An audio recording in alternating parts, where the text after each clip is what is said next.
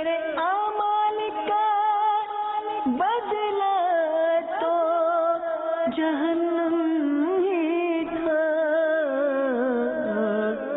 میں تو جاتا مجھے سرکار نے جانے نہ دیا۔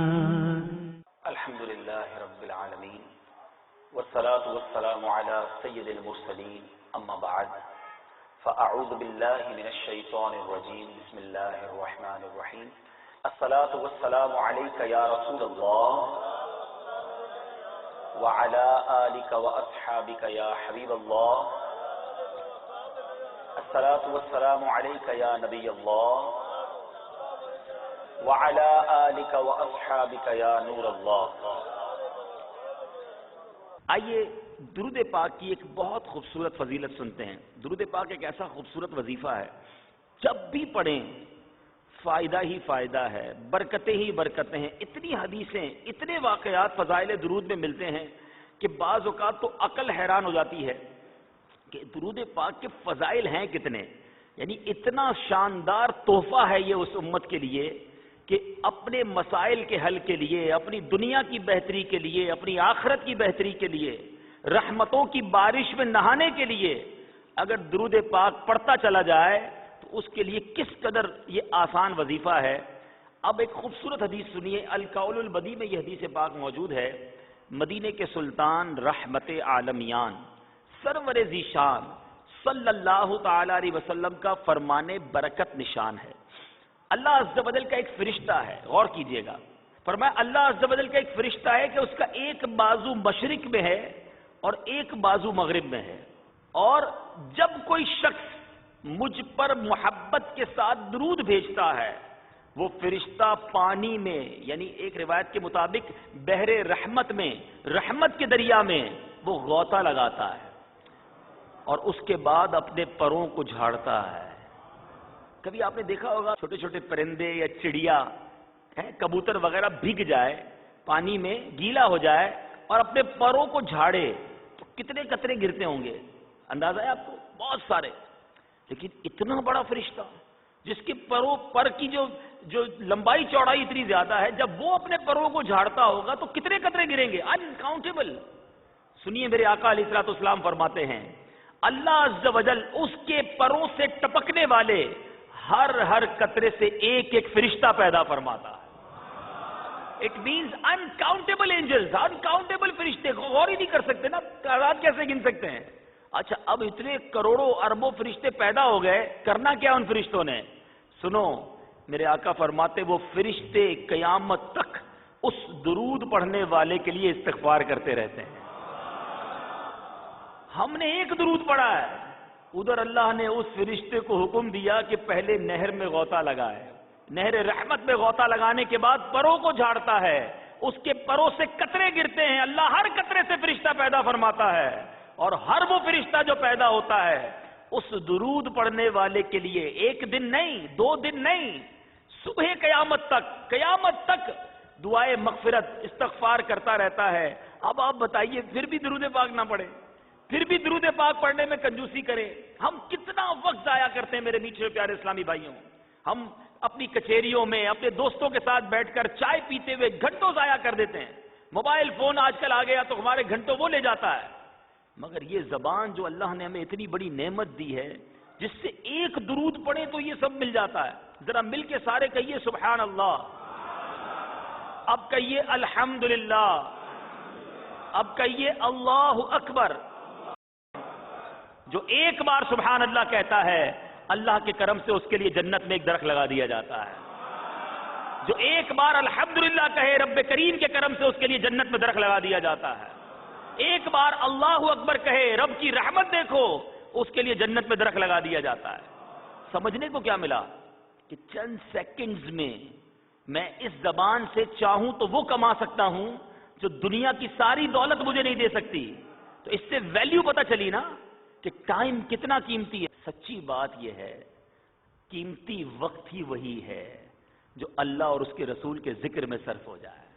ہمارا وقت قیمتی بنتا ہی جب ہے کہ جب میری زبان، میرا وقت، میرا جسم اللہ اور اس کے رسول کی یاد میں مصروف ہو جائے۔ اگر دنیا کے کاموں میں مصروف ہوں تو کون سا قیمتی وقت ہے؟ آپ بتائیں نا، تھوڑی دیر میں کتنی برکتیں لوٹی جا سکتی ہیں. تو خدا را ٹرائی ٹو انڈرسٹینڈ. صبح سے لے کر شام تک ہمارے معمول میں ناشتے کا وقت ہے، دوپہر کے کھانے کا وقت ہے، رات کے کھانے کا وقت ہے، کاروبار کا وقت ہے، فیملی کو ٹائم دینے کا وقت ہے، دوستوں کے لیے وقت ہے. اس پورے دن میں ذکر اللہ کا وقت کہاں ہے؟ اس پورے دن میں درود پڑھنے کا وقت کہاں ہے؟ اس پورے دن میں قرآن پڑھنے کا وقت کہاں ہے؟ ارے جس رب نے مجھے اور آپ کو بنایا، ارے جس نے زبان عطا کی، اسی کا ذکر زبان نہ کرے ہیں، اسی کی یاد دل میں نہ ہو، تو یہ آزاد دیے جس نے، اسے کیوں بھول گئے؟ یہ بڑا پنجابی شاعر جو ہے بہت خوبصورت انداز میں سمجھاتا ہے کہ یہ ساری چیزیں رب نے دی کیوں ہیں، ہم کہیں اور جا رہے ہیں. تو شاعر کیا سمجھاتا ہے؟ دل یاد لئی بنایا ہے، تعریف لئی زبان.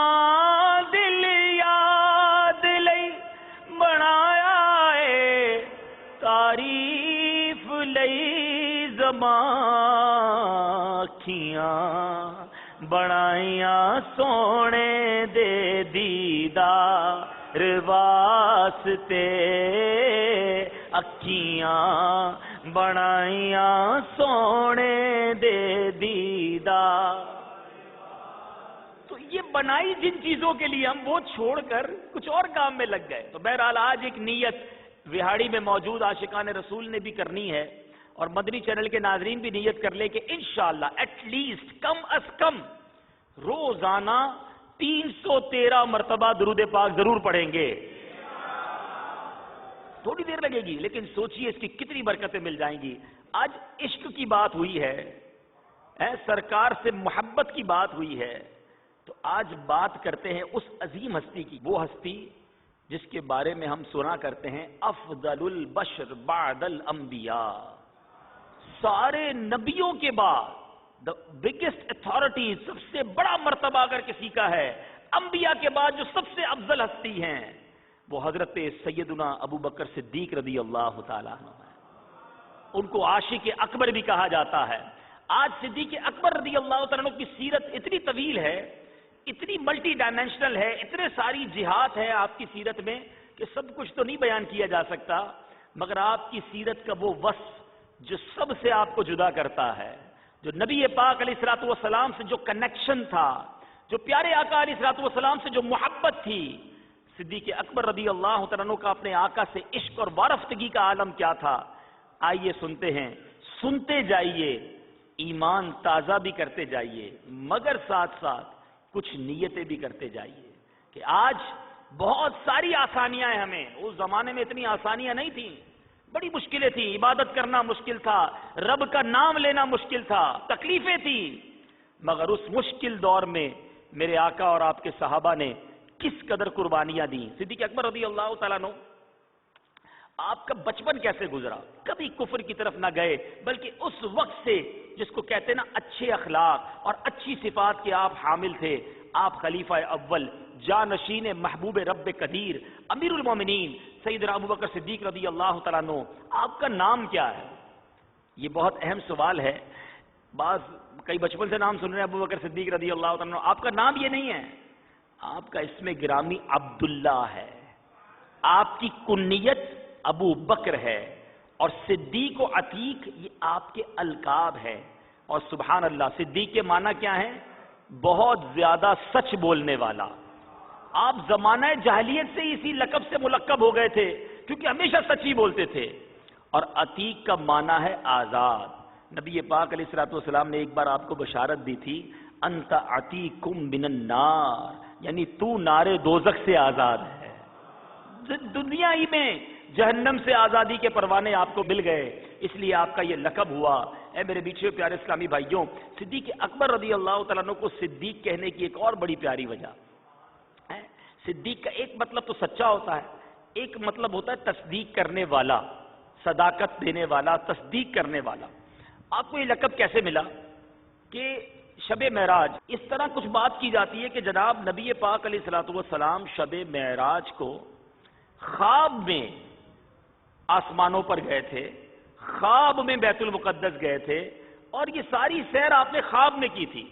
ٹھیک ہے، شب معراج کی جب رات گزری نا 27ویں رجب کو، 27ویں شب، صبح پیارے آقا علیہ الصلوۃ والسلام نے کفار مکہ کے سامنے ایک اعلان کیا کہ میں رات کے تھوڑے حصے میں بیت المقدس بھی ہو کر آیا، آسمانوں کی بھی سیر کی۔ اچھا بیت المقدس ابھی تو گاڑیاں اور جہاز ہے نا، اس زمانے میں تو کئی دنوں کا سفر تھا، آنے جانے میں تو مہینہ لگ جانا تھا، اور رات کے تھوڑے حصے میں میرے آقا علیہ الصلوۃ والسلام فرما رہے میں ہو کر آ گیا۔ کفار مکہ میں ایک شور مچ گیا، لاجیکلی بات کر رہا ہوں، ذرا غور سے سنیے گا۔ کفار مکہ میں ایک شور مچ گیا کہ یہ کیسے ہو سکتا ہے کہ رات کے تھوڑے حصے میں یہ بیت المقدس سے ہو کر آ گئے۔ کفار مکہ نے کہا موقع اچھا ہے، انہوں نے کہہ تو دیا ہے، اناؤنسمنٹ تو کر دیا ہے، ابو بکر صدیق کو ان سے دور کرنے کا۔ پہنچ گئے سیدنا ابو بکر صدیق کے گھر پر اور جا کر دروازہ کھٹکھٹایا۔ سیدنا ابو بکر صدیق رضی اللہ تعالیٰ باہر آئے۔ کفار مکہ نے کہا اے ابو بکر معلوم ہے تمہارے نبی کیا کہتے ہیں جن سے بڑی تم محبت کرتے ہو؟ کہا کیا کہتے ہیں؟ کہتے ہیں رات کے تھوڑے حصے میں بیت المقدس کی سیر کر کے آ گیا ہوں، مکے سے بیت المقدس گئے واپس بھی آ گئے۔ ابو بکر صدیق رضی اللہ تعالیٰ نے کیا کہا؟ کہتے ہیں کہ واقعی میرے آقا ایسا کہتے ہیں؟ ہو سکتا ہے اس جملے کے بعد سوال کرنے والے کو یہ موقع ملا ہو کہ یار لگتا ہے تھوڑا سا ہل گئے ہیں، واقعی میرے آقا ایسا کہتے ہیں؟ انہوں نے کہا ہاں واقعی ایسا کہتے ہیں۔ کہا اگر میرے آقا کہتے ہیں تو سچ فرماتے ہیں۔ Without any argument, without any thought, کچھ سوچنے کی ضرورت نہیں ہے مجھے، اگر میرے آقا نے فرمایا ہے تو حق فرمایا ہے۔ علماء کہتے ہیں وہ دن ہے کہ اس دن سے سیدنا صدیق اکبر رضی اللہ عنہ کا لقب جو ہے وہ صدیق کے نام سے مشہور ہو گیا۔ اچھا اب آئیے اس کنفیوژن کا ازالہ کر لیں، اس غلط فہمی کا ازالہ کر لیں کہ جو لوگ کہتے خواب میں گئے تھے آپ کا بیٹا صبح اٹھے، آج رات آپ جب سوئیں اور صبح بیٹا اٹھ کے کہے ابو جان رات کو خواب میں امریکہ بھی گیا، لندن بھی گیا، واپسی میں مدینہ شریف بھی گیا، پھر آ گیا گھر پہ، آنکھ کھلی تو بستر پر ہی تھا، تو آپ کیا کہیں گے؟ بیٹا خواب میں تو لوگ گھومتے ہی رہتے ہیں، کوئی نئی بات نہیں ہے۔ کفار مکہ کا سیدنا ابو بکر صدیق کے گھر پر جانا، وہاں جا کر یہ سوال کرنا، ان کو کسی طریقے سے بہکانے کی، ورغلانے کی کوشش کرنا، یہ کس بات کی دلالت ہے؟ یہ اس بات کی طرف اشارہ ہے کہ ہمارے آقا علیہ الصلوۃ والسلام نے صبح معراج، شب معراج گزارنے کے بعد جو صبح ہوئی تھی، میرے آقا نے کفار مکہ کے سامنے یہی آپشن بتایا تھا کہ میں جسمانی طور پہ بنفس نفیس خود رات کو مسجد اقصیٰ گیا ہوں اور واپس آیا ہوں۔ جبھی تو کنفیوژن کریٹ ہوئی نا، جبھی تو کفار مکہ نے جا کر لوگوں میں باتیں کرنا شروع کی۔ اگر آقا کا دعویٰ یہی ہوتا کہ میں خواب میں ہو کر آیا ہوں تو پھر تو بات ہی کچھ نہ تھی۔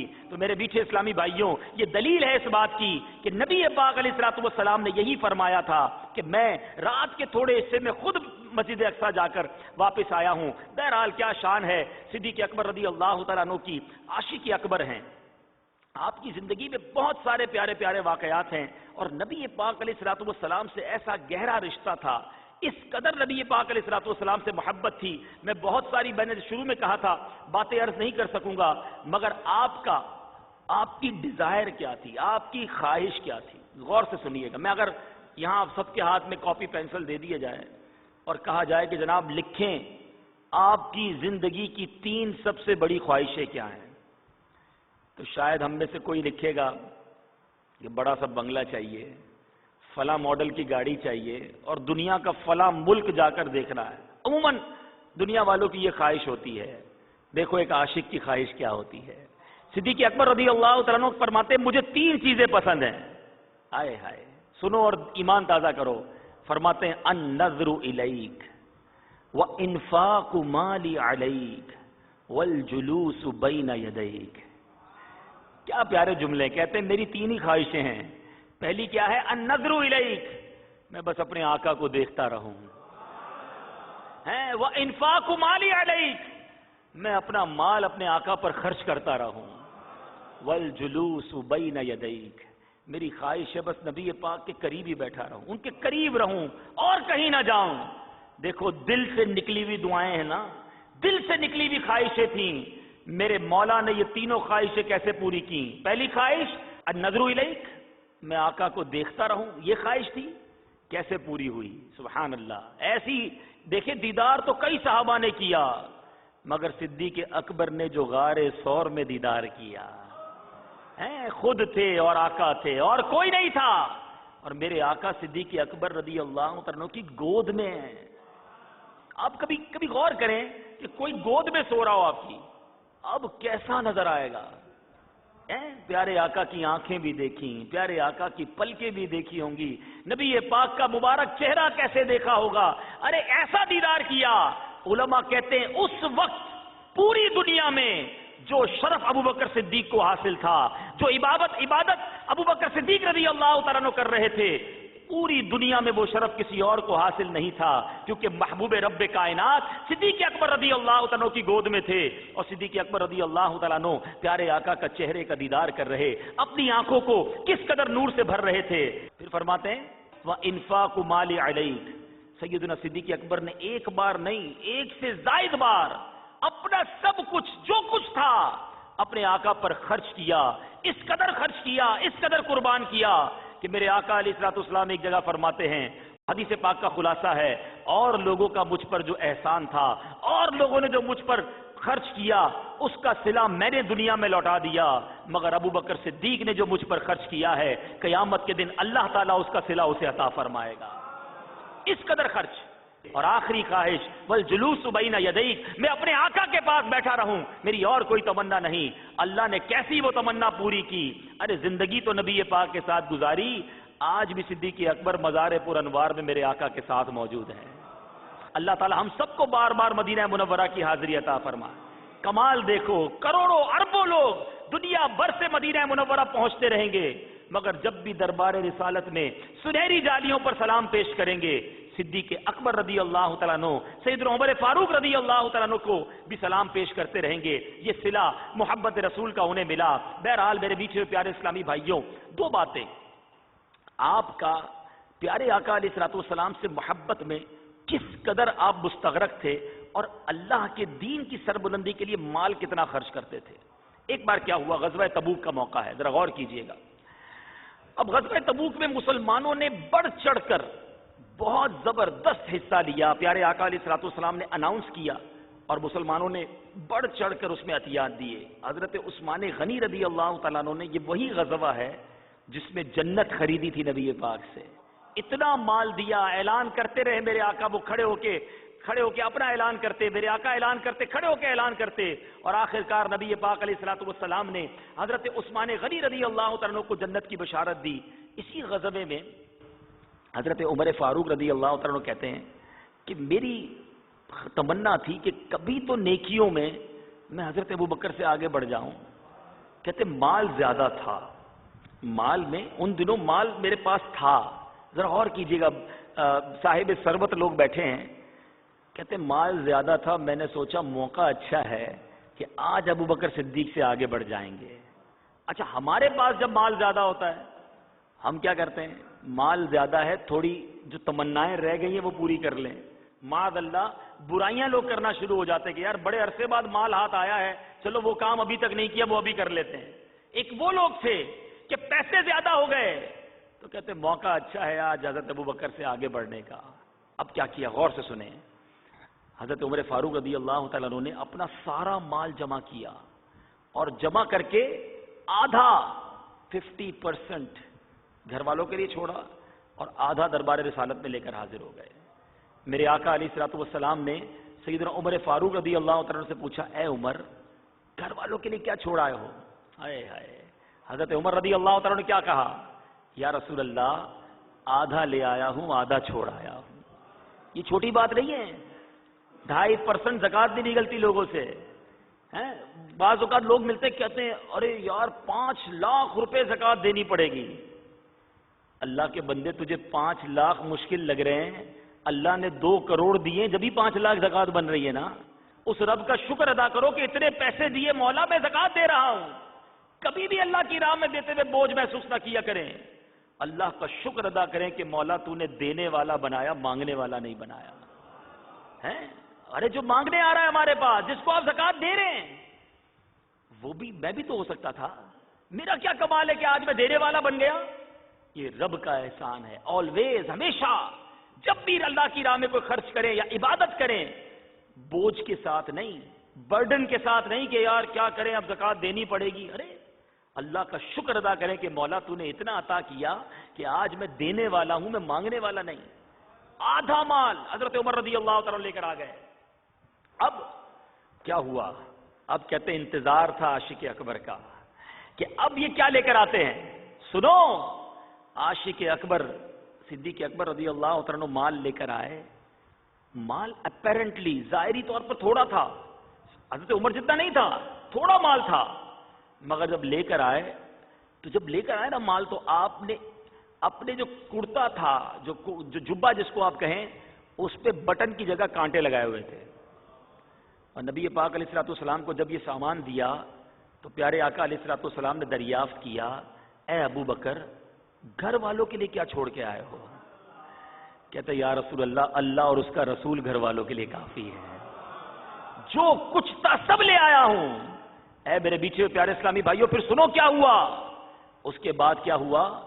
حضرت جبریل امین حاضر ہوئے، اور حضرت جبریل امین جب آئے تو آپ کے مبارک کرتے پر بھی کانٹے لگے ہوئے تھے. نبی پاک علیہ الصلوۃ والسلام نے دریافت کیا، جبریل یہ کیسا لباس پہنا ہے؟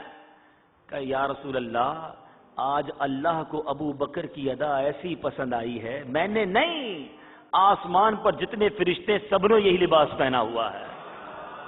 آقا اب رب ابو بکر سے پوچھتا ہے، دریافت فرماتا ہے کہ پوچھئے کہ اے ابو بکر، تم مجھ سے اس حال میں راضی ہو؟ گھر میں کچھ نہیں تھا، کانٹے لگا لیے کرتے پر، مگر جب یہ پوچھا گیا کہ اے ابو بکر تم راضی ہو تو قربان جائیے. سیدنا ابو بکر صدیق پر رونے لگے، زاروں کتار رونے لگے، اور کہنے لگے یا رسول اللہ، میں اپنے رب سے کیسے ناراض ہو سکتا ہوں؟ میں راضی ہوں، میں اپنے رب سے راضی ہوں، میں اپنے رب سے راضی ہوں. یہ تھے عاشق اکبر، یہ تھا ان کا جذبہ. شاعر لکھتا ہے نا، اتنے میں وہ رفیق نبوت بھی آ گیا جس سے بنائے عشق و محبت ہے استوار. لے آیا اپنے ساتھ وہ مرد وفا سرشت، ہر چیز جس سے چشم جہاں میں ہو اعتبار. پروانے کو چراغ تو بلبل کو پھول، بس صدیق کے لیے ہے خدا کا رسول بس. اے میرے بیچے اسلامی بھائیو، اب اس واقعے سے ایک اور بات جو سیکھنے والی ہے نا، وہ بڑی اہم ہے، اور وہ یہ ہے کہ صدیق اکبر رضی اللہ تعالیٰ عنہ اور فاروق اعظم کا جو کمپٹیشن تھا، کتنا صحت مند کمپٹیشن تھا، کیا زبردست مقابلہ تھا نیکیوں میں آگے بڑھنے کا. آج ہم بھی کمپٹیشن کرتے ہیں، آج ہمارا بھی مقابلہ ہے. کس سے مقابلہ ہے؟ وہ فلاں صاحب نے وہ والی کوٹھی بنائی ہے، مجھے اس سے بڑی کوٹھی بنانی ہے. کسی کے گھر ہو کر آ جائیں، اچھا وہ والا فرنیچر لگایا ہے، اب میں نے اس سے اچھا ڈرائنگ روم بنانا ہے. کسی کی نئی گاڑی دیکھ لیں، اچھا یہ ماڈل کی گاڑی نکال لی، اب جناب میں بھی تو چودھری صاحب علاقے کا، میں نے اس سے بڑی گاڑی لینی. اب آگے بڑھنے کے چکر میں چاہے حلال کمایا، چاہے حرام کمایا، چاہے کسی کی حق تلفی ہوتی ہے تو ہو جائے، ہم نے جناب آگے بڑھنا ہے. ایک وہ لوگ تھے جو آگے بڑھنا چاہتے تھے نیکیوں میں، ایک وہ لوگ تھے جو آگے بڑھنا چاہتے تھے جنت کے راستے پر. اور آج ہم دنیا کے معاملات میں غرق ہو گئے. کسی کی شادی دیکھ لی، اچھا اتنا بڑا فنکشن کیا، اتنے سارے کھانے پکائے، اب میں اپنے بیٹے کی شادی میں اس سے بڑی شادی کر کے دکھاؤں گا. توبہ توبہ توبہ، یہ کن چکروں میں پڑ گئے ہم. ارے صحابہ کرام علی بن رضوان کے ماننے والوں، دیکھو ان کا مقابلہ کیسا تھا، ان کی سوچ کتنی پیاری تھی. ارے آپ کو اگر کسی کی ریس کرنی ہے، کسی کے پیچھے پڑنا ہی ہے، کسی کی کمپٹیشن کرنی ہے، تو کبھی نظر نہیں آیا 5 ٹائم پا جماعت پڑھنے والا نمازی بندہ کہے یا اللہ یہ 5 وقت با جماعت نماز پڑھتا ہے، انشاءاللہ کل سے میں بھی 5 وقت با جماعت نماز پڑھوں گا. کرنا ہے کمپٹیشن تو اس کے ساتھ کرو نا. کبھی پتا چلے کہ فلاں مسلمان میرا بھائی روزانہ تہجد پڑھتا ہے، ہمیں پتا چلتا ہے فلاں امریکہ گیا ہے، اچھا میں بھی ویزا لگواؤں گا، یہ فوراً دل میں خواہش پیدا ہوتی ہے. اگر یہ پتا چل جائے کہ فلاں روزانہ تہجد پڑھتا ہے، کیوں دل میں یہ خیال نہیں آتا کہ یار کمال ہو گیا، یہ تہجد پڑھ سکتا ہے، میں کیوں نہیں پڑھوں گا؟ انشاءاللہ میں بھی کل سے تہجد پڑھوں گا. کسی سے ملاقات ہو اور پتا چلے کہ وہ تلاوت قرآن روزانہ کرتا ہے، 1 پارہ روزانہ پڑھتا ہے، ماشاءاللہ ہر مہینے پورا قرآن پاک، بس جناب میں بھی اب سے پورا مہینہ قرآن پاک پڑھوں گا. ہم ادھر کمپٹیشن کیوں نہیں کرتے؟ ایسا نہ کرو میرے بیچے اسلامی بھائیوں. ہمیشہ یاد رکھیں اپنی مینٹل اپروچ کیا ہونی چاہیے، ہمارا ذہن کیا ہونا چاہیے. علماء کہتے ہیں نعمتوں میں اپنے سے کم تر کو دیکھیں اور نیکیوں میں اپنے سے زیادہ والے کو دیکھیں. ہم ٹوٹلی الٹا چلتے ہیں. ہم نعمت میں کس کو دیکھتے ہیں؟ جس کے پاس بڑی گاڑی ہے، میرے پاس نہیں ہے. اس کی 4 فیکٹریاں، میری 1 دکان. اس کا پاکستان سے باہر بھی کاروبار، میں فقط جنوبی پنجاب میں ہی رہ گیا. اس چکر میں مر گئے. ہونا یہ چاہیے کہ میں جتنی بھی نعمتیں ہیں نا ہمارے پاس، ہم اپنے سے کمتر لوگوں کو دیکھیں. اگر آپ گھر میں رہتے ہیں تو جھونپڑیوں میں بھی تو لوگ رہتے ہیں نا. ہیں اللہ کی نعمتیں کتنی، آپ سارے چل کر آئے ہیں. ایسے بہت سارے ہیں جو چل بھی نہیں سکتے. ایک شخص کے بارے میں آتا ہے، اس کے پیر میں جوتے نہیں تھے. اللہ کی بارگاہ میں عرض کرنے لگا، مولا میرے پیر میں جوتے بھی نہیں ہیں. شکوہ. تھوڑی دیر ہوئی تو ایک اور بندے کو دیکھا، اس کے پیر ہی نہیں تھے. کہا یا اللہ معاف کر دے، میرے تو جوتے نہیں ہیں، اس کے پاس تو پیر ہی نہیں ہے. ہمیشہ اللہ کا شکر ادا کرتے رہیں. آگے بڑھنے کے چکر میں رب کو ناراض نہ کرو. اور اگر نیکیوں والوں کو دیکھنا ہے تو دیکھیں اس کو جو کتنا عبادت گزار ہے، کتنا نیک ہے، اور میں گناہگار. تو خدا را اپنا ذہن اس طرح بنائیں گے تو اللہ کی راہ میں خرچ کرنے کا بھی جی چاہے گا. اور کمپٹیشن کرنا ہے تو نیکی کے معاملات میں مقابلہ کیجئے. بہرحال صدیق اکبر رضی اللہ تعالیٰ عنہ کے اللہ تعالیٰ جو جذبہ سخاوت تھا، جو اللہ کی راہ میں خرچ کرنے کا جذبہ تھا، رب کریم اس جذبے کی ہم سب کو کچھ نہ کچھ حصہ عطا فرمائے. ہمیں بھی اپنی راہ میں دل کھول کر خرچ کرنا نصیب فرمائے. اور رب کی رضا کیسے ملی کہ خود رب فرماتا ہے، اے ابو بکر کیا تو مجھ سے راضی ہے؟ دنیا کہتی یا رب تو مجھ سے راضی ہو جا. وہاں رب کی طرف سے پوچھا جا رہا ہے. تو اے میرے میٹھے اسلامی بھائیوں، یہ مرتبہ ہے صدیق اکبر کا. اب صدیق اکبر رضی اللہ تعالیٰ کی بات ہو اور غار ثور کی بات نہ ہو، ہجرت مدینہ کی بات نہ ہو تو بات ادھوری رہ جاتی ہے. بہرحال بڑا خوبصورت واقعہ ہے. صدیق اکبر رضی اللہ تعالیٰ عنہ پیارے آقا علیہ الصلوۃ والسلام کے ساتھ ہیں. سارے صحابہ کو حکم ہو گیا کہ ہجرت کر جائیں. صدیق اکبر رضی اللہ تعالیٰ عنہ نے پیارے آقا سے اجازت مانگی کہ حضور مجھے بھی اجازت دے دیں. نبی پاک علیہ الصلوۃ والسلام نے فرمایا آپ ٹھہر جائیں، امید ہے کہ مجھے بھی ہجرت کی اجازت مل جائے گی. وہ دن ہے اور صدیق اکبر رضی اللہ تعالیٰ انتظار میں ہیں کہ کب نبی پاک مجھے بھی اپنے ساتھ مدینے لے جاتے ہیں. ایک میں اور آپ مدینے جاتے ہیں اور ایک صدیق اکبر آقا کے ساتھ مدینے گئے تھے. کیا سفر ہوگا. بہرحال اب نبی پاک علیہ الصلوۃ والسلام ایک دن صدیق اکبر رضی اللہ تعالیٰ کے گھر آئے. کچھ اس طرح فرمایا کہ گھر میں جو لوگ ہیں ان کو دور کرتے ہیں. یا رسول اللہ صلی اللہ علیہ وسلم، گھر میں تو آپ کی زوجہ اور میری صاحبزادی بی بی عائشہ صدیقہ رضی اللہ تعالیٰ عنہا ہی ہیں. تو پیارے آقا علیہ الصلوۃ والسلام نے کچھ اس طرح فرمایا کہ اے ابو بکر مجھے ہجرت کی اجازت مل گئی ہے. کہ حضور کیا میں بھی آپ کے ساتھ چل سکتا ہوں؟ پیارے آقا علیہ الصلوۃ والسلام نے فرمایا ہاں تم میرے رفیق ہو گئے. آپ اتنا روئے کہ بی بی عائشہ صدیقہ رضی اللہ تعالیٰ نے کہتی ہے مجھے اس دن پتا چلا کہ بندہ خوشی کے مارے بھی روتا ہے. صدیق اکبر کی آنکھوں میں آنسو آ گئے. اب 2 اونٹنیاں آپ نے اس کو ببول کے پتے کھلا کر بڑے فرما کر لی تھی پہلے سے اس نیت کے ساتھ کہ ہجرت میں کام آئیں گی. پیارے آقا علیہ الصلوۃ والسلام سے کہا کہ حضور ایک اونٹنی آپ لے لیجئے، ایک میری ہو گئی. پیارے آقا علیہ الصلوۃ والسلام نے فرمایا نہیں، میں اس کی رقم دوں گا. صدیق اکبر علی ہمیشہ یہ عرض کرتے یا رسول اللہ میرا سب کچھ آپ کا ہے. کہ نہیں میں اس کی رقم دوں گا. نبی پاک علیہ الصلوۃ والسلام نے ایک روایت کے مطابق 800 درہم میں یہ اونٹنی حضرت ابوبکر صدیق سے خریدی.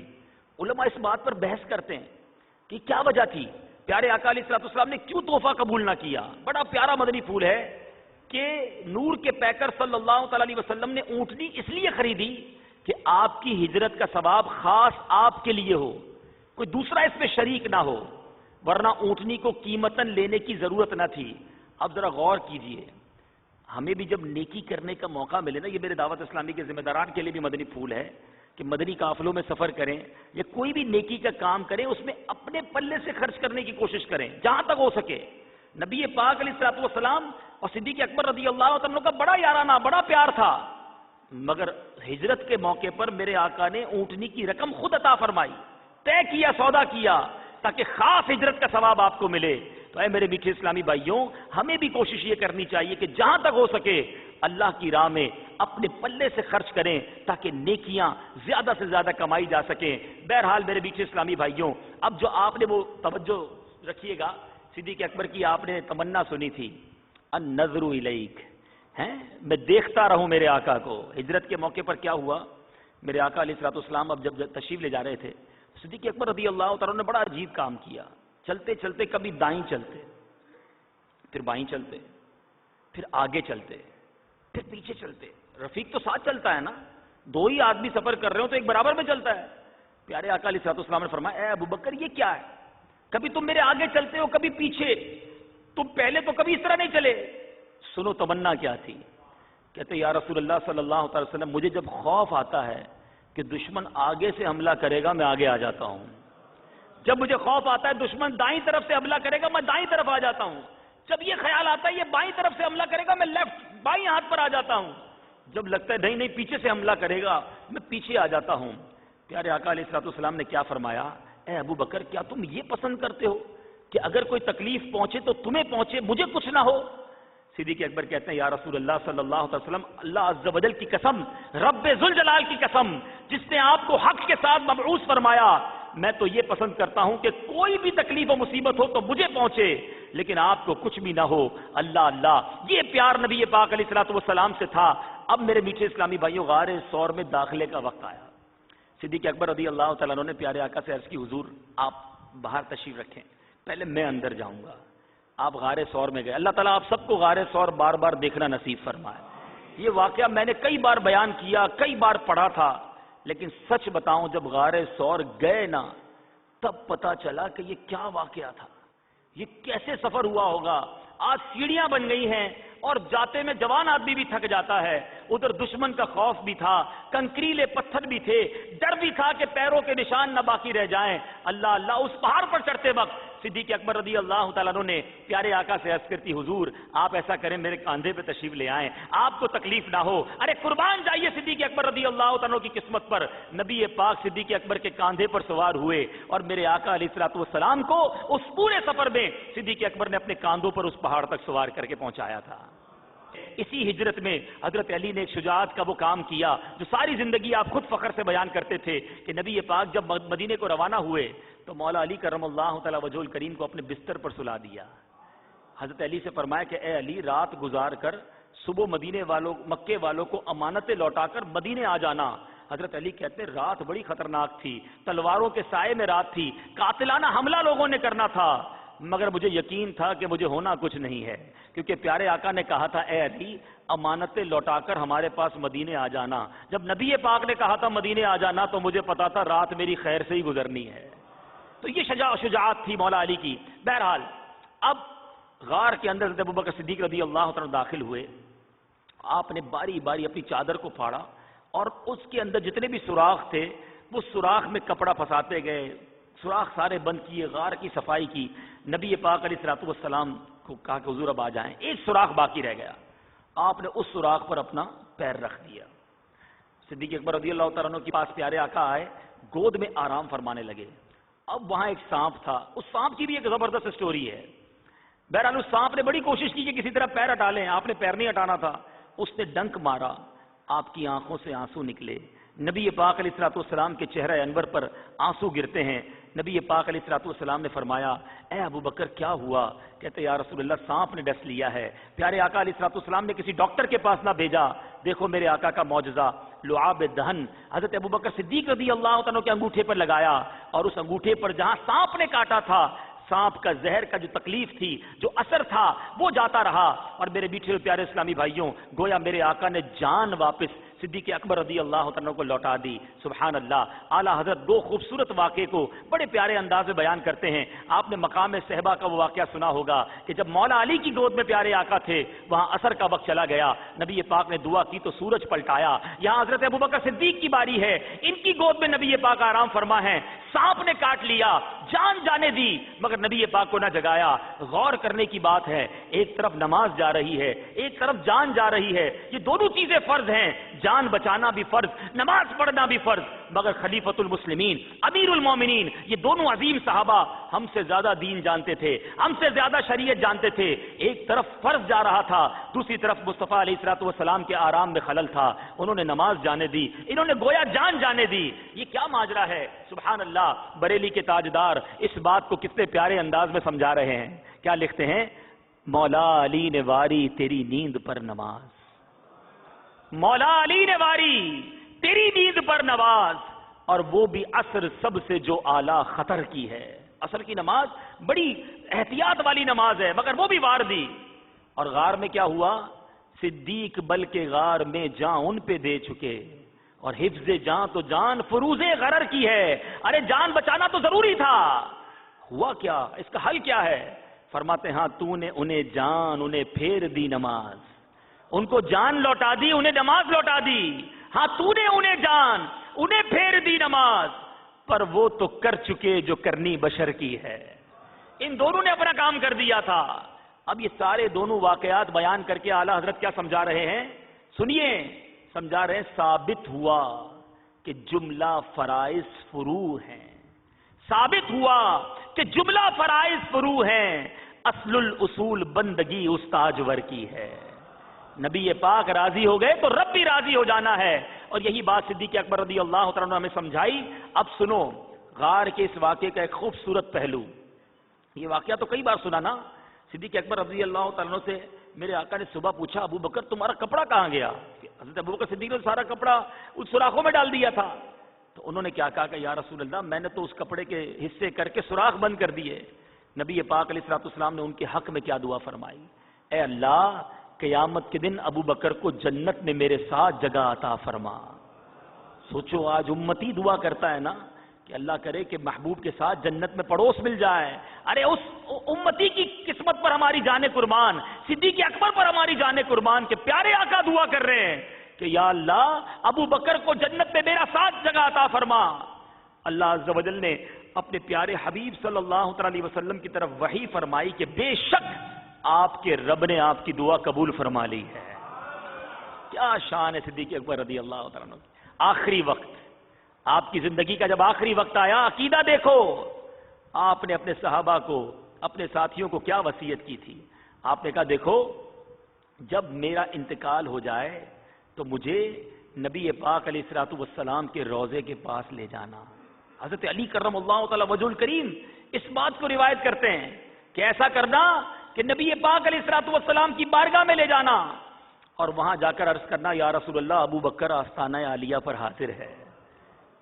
اچھا اگر دروازہ خود بخود کھل جائے تو اندر لے جانا، اور اگر نہ کھلے تو جنت البقیع میں دفن کر دینا۔ میرے میٹھے اسلامی بھائیوں، مولا علی کرم اللہ تعالی وجہ الکریم موجود ہیں، حضرت عمر موجود ہیں، صحابہ کرام موجود ہیں، سارے صحابہ کا عقیدہ دیکھو، حضرت ابو بکر کا عقیدہ دیکھو، وہ جانتے تھے کہ میرے آقا حیات ہیں، جبھی تو کہا عرض کرنا اگر دروازہ کھل گیا، اجازت مل گئی تو مجھے وہی دفن کر دینا۔ صحابہ نے اس وصیت پر عمل کیا اور حضرت ابو بکر صدیق رضی اللہ عنہ کا جنازہ روضہ رسول کے سامنے رکھا گیا اور عرض کیا گیا السلام علیکہ یا رسول اللہ، ابو بکر حاضر ہے۔ جب یہ کہا گیا دروازے کا تالا خود بخود کھل گیا۔ میں آپ کو تفسیر کبیر میں سے سنا رہا ہوں یہ واقعہ۔ اب آواز آئی اندر سے ادخل الحبیب الی الحبیب فإن الحبیب الی الحبیب مشتاق، محبوب کو محبوب سے ملا دو کہ محبوب کو محبوب کا اشتیاق ہے۔ پیارے آقا کی طرف سے گویا اذن ملا، حضرت ابوبکر صدیق رضی اللہ عنہ کی اندر تدفین ہو گئی۔ اے میرے میٹھے اور پیارے اسلامی بھائیوں، سیدنا صدیق اکبر رضی اللہ عنہ کی زندگی گویا نبی پاک علیہ الصلوۃ والسلام کے عشق میں ایسی گزری کہ آج بھی پڑھیں تو ایمان تازہ ہو جاتا ہے کہ کیا زندگی کا مقصد تھا۔ علماء لکھتے ہیں آپ کی وفات کا سبب پتہ ہے کیا تھا؟ آپ کا انتقال کیسے ہوا؟ کہ جب نبی پاک علیہ الصلوۃ والسلام دنیا سے تشریف لے گئے نا تو صدیق اکبر رضی اللہ عنہ نبی پاک کے غم میں گھلنے لگے۔ اتنا غم ہو گیا فراق مصطفیٰ کا کہ آپ گھلنے لگے، اور وہی غم جو ہے فراق مصطفیٰ صلی اللہ علیہ وسلم آپ کی وفات کا سبب بنا۔ اے میرے میٹھے اور پیارے اسلامی بھائیوں، اب آج میں آپ سب سے ایک سوال کرنا چاہتا ہوں۔ آپ نے عاشقوں کے امام، عاشق اکبر حضرت صدیق اکبر رضی اللہ عنہ کی سیرت کے بارے میں سنا، اپنا سب کچھ نبی پاک پر قربان کر دیا۔ آج میں اور آپ اپنے آقا سے کتنا پیار کرتے ہیں؟ نعرہ تو ہم بھی لگاتے ہیں کہ میں بھی عاشق رسول ہوں، نبی پاک سے مجھے بڑی محبت ہے، مگر کیا واقعی محبت ہے؟ اگر آپ کو سچی محبت ہے تو محبت کا تو تقاضا یہی ہے کہ محبوب کے طریقے پر عمل کیا جائے، محبوب کا ذکر بار بار کیا جائے۔ سچ بتاؤ آج اپنے آقا کو کتنا یاد کرتے ہو؟ آج اپنے آقا کا کتنا ذکر کرتے ہو؟ اور آج کتنا ان کے طریقے پر عمل کرتے ہو؟ آج ہمارا لباس، آج ہمارا اٹھنا بیٹھنا، آج ہمارا کھانا پینا، آج ہمارا کاروبار کس کے طریقے پر ہے؟ نبی پاک علیہ الصلوۃ والسلام نے تو جھوٹ کی تعلیم نہیں دی، مگر کون سا کاروباری ہے جو آج جھوٹ نہیں بولتا؟ پیارے آقا علیہ الصلوۃ والسلام نے فرمایا من غش فلیس منا، جو دھوکہ دے وہ ہم میں سے نہیں۔ مگر آج کام کرنے والے، کاروبار کرنے والے ویسے کاروبار نہ بھی کریں، ایک دوسرے کو دھوکہ دے رہے ہوتے ہیں۔ دھوکہ دینے والا میرے آقا فرماتے ہم میں سے نہیں۔ غور کیجئے ہم کیسے عاشق رسول ہیں۔ خدا را آج اس اجتماع میں آئے ہیں، مجھے اور آپ سب کو مرنا ہے، اور مرنے کے بعد ہم سب کی ملاقات نبی پاک علیہ الصلوۃ والسلام سے ہونی ہے۔ یاد رکھیے گا، اس ملاقات کی تیاری کرو۔ اس جگہ پر منہ دکھانے جیسا ہے کہ نہیں؟ کہیں ایسا تو نہیں کہ ساری زندگی ان کے طریقے سے دور رہ کر گزری، ان کی سنتوں سے منہ موڑ کر گزری، ان کی نافرمانی کرتے گزری۔ یاد رکھو قیامت کے دن ایک ہی ہستی ہے جس نے کام آنا ہے، نبی پاک علیہ الصلوۃ والسلام نے یہ ہماری شفاعت کرنی ہے۔ اگر وہاں ہماری شفاعت انہوں نے نہ کی تو ہم کہیں کے نہیں رہیں گے۔ تو اگر ان کو چہرہ دکھانا ہے، ان کی کرم نوازی لینی ہے، تو آج دنیا میں ان کے طریقے پر عمل کرنا ہوگا۔ خدا را دعوت اسلامی کا مدنی ماحول یہی تو دعوت دیتا ہے کہ آؤ پیارے آقا علیہ الصلوۃ والسلام کے عشق میں زندگی گزاریں۔ نعرہ تو سارے لگاتے ہیں، غلامی رسول میں موت بھی قبول ہے۔ میرا سوال ہے آپ سب سے کہ جس کو موت قبول ہے اس کو نماز قبول کیوں نہیں ہے؟ جو کہتا ہے مجھے غلامی رسول میں موت بھی قبول ہے، اس کو رزق حلال کمانا قبول کیوں نہیں ہے؟ وہ کیوں حرام کماتا ہے؟ جو کہتا ہے میں نبی پاک علیہ الصلوۃ والسلام کا سچا غلام ہوں، وہ سچا غلام اس کا چہرہ کیوں نہیں دکھتا کہ وہ سچا غلام ہے؟ آج تو حال یہ ہے کہ کسی نوجوان مسلمان سے ملے تو یہ پہچاننا مشکل ہو جاتا ہے کہ سلام کریں یا نہ کریں، کیونکہ نہ چہرہ مسلمانوں والا، نہ لباس مسلمانوں والا، نہ باتیں مسلمانوں والی، بندہ شش و پنج میں پڑ جاتا ہے۔ سامنے والا جب اپنا نام بتاتا ہے نا تو لگتا ہے ہاں بھائی یہ مسلمان ہے۔ یہ غلامی ہے۔ ہونا یہ چاہیے کہ مجھے دور سے دیکھ کر پتہ چل جائے کہ یہ کس کا امتی ہے۔ شاعر لکھتا ہے نا فنا اتنا تو ہو جاؤں میں تیری ذات عالی میں، جو مجھ کو دیکھ لے اس کو تیرا دیدار ہو جائے۔ ہمیں بتانا نہ پڑے میں کس کا امتی ہوں، ارے ہمیں دور سے دیکھ کر پتہ چل جائے یہ کس کا امتی ہے۔ اے میرے میٹھے اسلامی بھائیوں، ایک طرف صحابہ کرام ہیں جنہوں نے گھر لٹایا۔ صدیق اکبر رضی اللہ تعالیٰ عنہ جب نماز آپ نے اعلان پڑھی تو کافروں نے اتنا مارا آپ کو کہ آپ لہو لہان ہو گئے۔ ارے ان کو نماز پڑھنے پر مارا جاتا تھا، آج مسجدیں خالی پڑی ہیں، ہم نماز پڑھنے نہیں جاتے۔ یہ کیسی غلامی؟ اپنے آپ سے پوچھو نا۔ ادھر کلمہ پڑھنے کے لیے حضرت بلال حبشی رضی اللہ تعالیٰ عنہ کو مکے کے ریگستانوں میں لٹا دیا جاتا تھا، اور اتنی گرم ریت پر آپ کے سینے پر پتھر بھی رکھ دیا جاتا تھا، مگر آپ رب ایک ہے، اللہ ایک ہے، احد کے نعرے بلند کرتے تھے۔ ادھر کلمہ پڑھنا مشکل تھا، آج ہمیں اسلام گھر بیٹھے ملا، مگر ہم اس کی کیا خدمت کر رہے ہیں؟ اے میرے میٹھے اسلامی بھائیوں، خدا را اپنے اعمال کو چیک کیجئے، اپنی اصلاح کی فکر کیجئے۔ آئیے نیت کرتے ہیں کہ انشاءاللہ آج کے بعد ہماری کوئی نماز قضا نہیں ہوگی۔ ایسا نعرہ نہ لگائیں، ایسا نعرہ لگائیں کہ شیطان ہی یہاں سے دور بھاگ جائے۔ آج کے بعد ہماری کوئی نماز قضا نہیں ہوگی، حرام روزی کے قریب بھی نہیں جائیں گے۔ میرے بہت سارے تاجران بیٹھے ہیں، میں ایک بات آخر میں کر لیتا ہوں کہ بعض اوقات تاجر یہ سمجھ رہا ہوتا ہے کہ میں غلط کر رہا ہوں، نہیں بولنا چاہیے جھوٹ، نہیں کرنی چاہیے ملاوٹ، نہیں کرنی لینی چاہیے رشوت، یا نہیں سود کا کاروبار کرنا چاہیے، بالکل نہیں کرنا چاہیے، حرام بربادی والا ہی کام ہے۔ لیکن کبھی کبھی دل میں یہ خیال آتا ہے کہ یار یہ چھوڑ دوں گا تو کاروبار کیسے چلے گا، مارکیٹ میں کیسے رہوں گا، سارے لوگ یہ کر رہے ہیں تو میرا کیا بنے گا، اتنی مشکل سے یہ کاروبار سیٹ ہوا ہے کہیں بیٹھ نہ جائے۔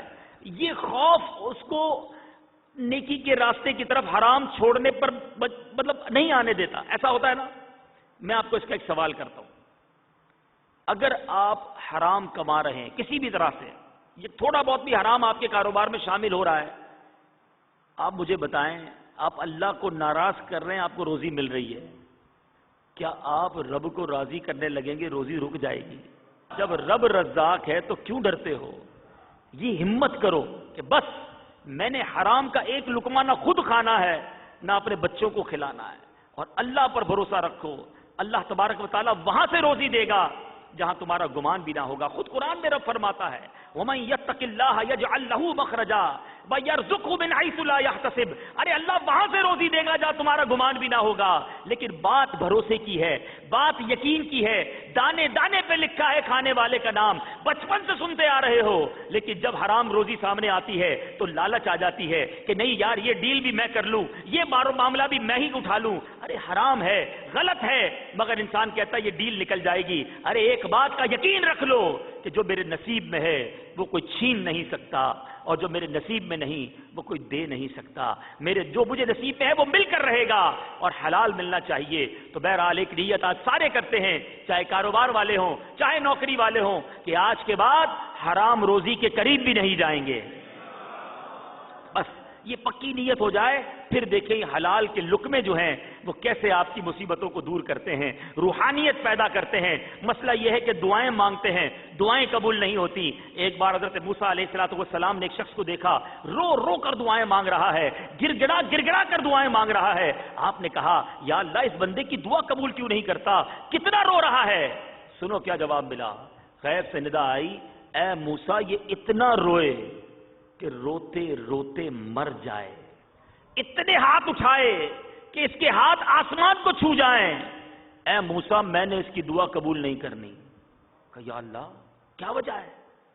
ارشاد فرمایا اے موسیٰ یہ کھاتا حرام ہے, اس کے جسم پر لباس حرام کا ہے, اس کے گھر میں حرام ہے. ارے کس کام کا یہ پیسہ, کہ پیسہ تو بہت ہو گیا مگر میری دعائیں قبول نہ ہوں, میرا رب ہی مجھ سے ناراض ہو, اور یہ پیسہ قیامت کے دن میرے لیے عذاب کا باعث بن جائے. اے میرے بیچ میں پیارے اسلامی بھائیوں, بات یہ ہے کہ ہم کوانٹٹی کو بہت بڑی برکت سمجھتے ہیں, ہم تعداد کو برکت سمجھتے ہیں.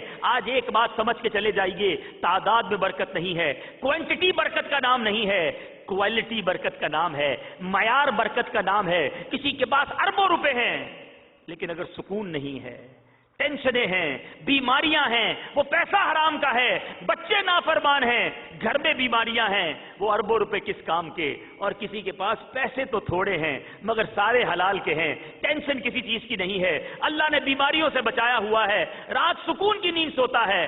بتاؤ برکت والا کون ہے؟ ارے کوانٹٹی میں برکت نہیں ہے, تعداد میں برکت نہیں ہے, اللہ نے یوں سمجھیے حلال میں برکت رکھی ہے. تو آج ایک پکی نیت صدیق اکبر رضی اللہ تعالیٰ عنہ کے ایصال ثواب کے لیے کر کے چلے جاؤ کہ بس آج کے بعد میں نے جو لقمہ کھانا ہے فقط حلال کا کھانا ہے, حرام روزی کے قریب بھی نہیں جائیں گے انشاءاللہ.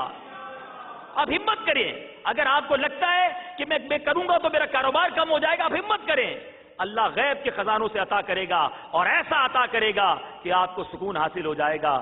رب کریم مجھے بھی اور آپ کو بھی فقط حلال کمانے کی توفیق عطا فرمائے, اور صدیق اکبر رضی اللہ تعالیٰ عنہ کے عشق کا صدقہ ہم سب کو بھی رب کریم نبی پاک علیہ الصلوۃ والسلام کا سچا عاشق بننا نصیب فرمائے. میرے اعمال کا بدلہ تو جہنم ہی تھا,